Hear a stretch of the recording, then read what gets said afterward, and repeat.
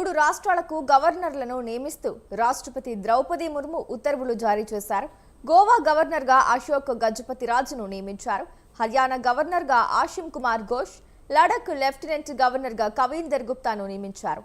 ఈ మేరకు ఉత్తర్వులు జారీ చేశారు.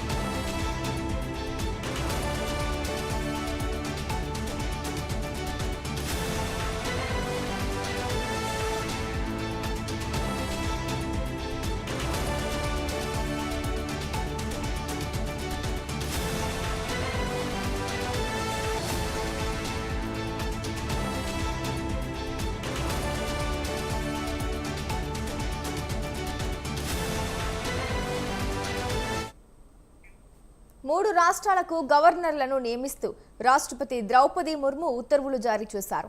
గోవా గవర్నర్గా అశోక్ గజపతి రాజును నియమించారు. హర్యానా గవర్నర్గా ఆశిమ్ కుమార్ ఘోష్, లడఖ్ లెఫ్టినెంట్ గవర్నర్గా కవీందర్ గుప్తాను నియమించారు. ఈ మేరకు ఉత్తర్వులు జారీ చేశారు.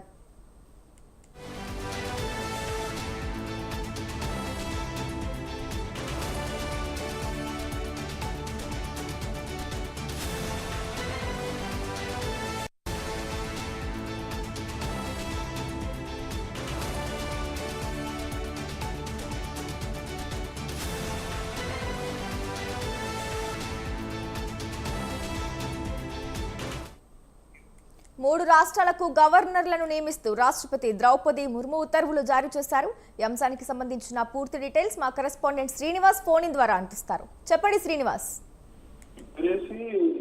మూడు రాష్ట్రాలకు కేంద్రం గవర్నర్లను నియమించింది. దీనికి సంబంధించినటువంటి ఉత్తర్వులను రాష్ట్రపతి ద్రౌపది ముర్మును జారీ చేసింది. ముఖ్యంగా మూడు రాష్ట్రాలలో ఒక తెలుగు వాడు ఉండడం అందరం హర్షించదగ్గ విషయం. గోవా గవర్నర్ గా అశోక్ గజపతి రాజు నియామకం జరిగింది. అదేవిధంగా హర్యానా గవర్నర్ గా ఆశిమ్ కుమార్ ఘోష్ నియమితులయ్యారు.